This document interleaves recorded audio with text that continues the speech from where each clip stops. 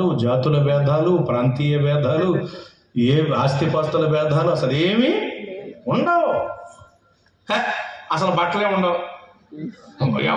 బాబు తప్పు మాట్లాడినా ఆదాము గారి దగ్గరికి వెళ్ళేసరికి అసలు బట్ట ఏముండవు. ఇంకా నరులను దేవుడి అర్థవంతులుగా చేసిన అక్కడికి వెళ్ళిపోతాం. మానవులు కల్పించుకున్న వాటిల్లో ఒకటి తంత్రగుట్టది కులం. దేవుని పనివాడిగా ప్రకటిస్తున్నాను, యేసు ప్రభువు వారు అసలు కులపరమైన దేవుడే కాదు. ఆ కులం దేవుడు, ఈ కులం దేవుడు అనుకుంటారు కొంతమంది. అసలు ఆయన కులపరమైన దేవుడే కాదండి. ఒకవేళ యేసు ప్రభువు వారే గనక కులపరమైన దేవుడైతే నేను ప్రభువుని నమ్ముకోవలసిన అవసరం నాకు ఉండేదా? కాదు కదా.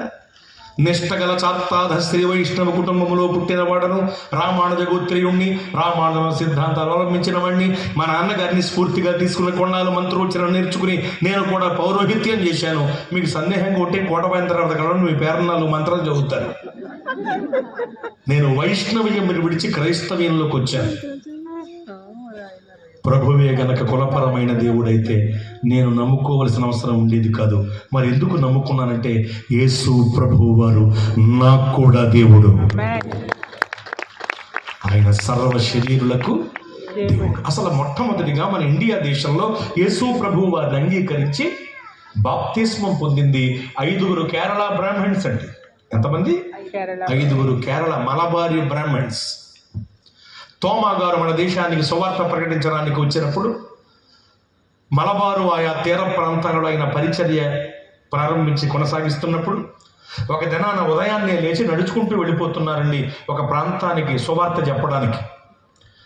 ఎక్కువగా నడిచి తిరిగేవారు ఆయన. ఎందుకంటే ఎప్పటిలాగా ఇన్ని వాహన సదుపాయాలప్పుడు లేవు. పైగా నడక బాగా అలవాటు వారికి.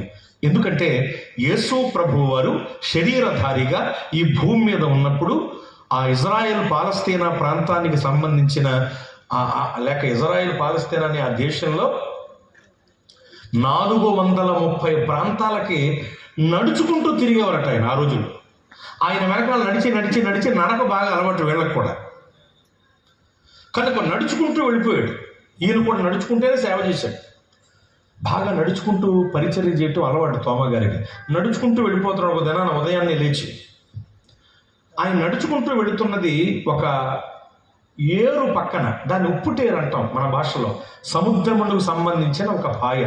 ఆ ఉప్పుటేరు పక్కన ఒక కట్ట ఉంటుంది, దాన్ని ఆనుకుని, దాన్నే ఏటి కట్ట అంటారు. ఆ కట్ట మీద నడుచుకుంటూ వెళ్ళిపోతున్నాడు తోమా గారు. ఈయన నడుచుకుంటూ వెళుతుంటే 5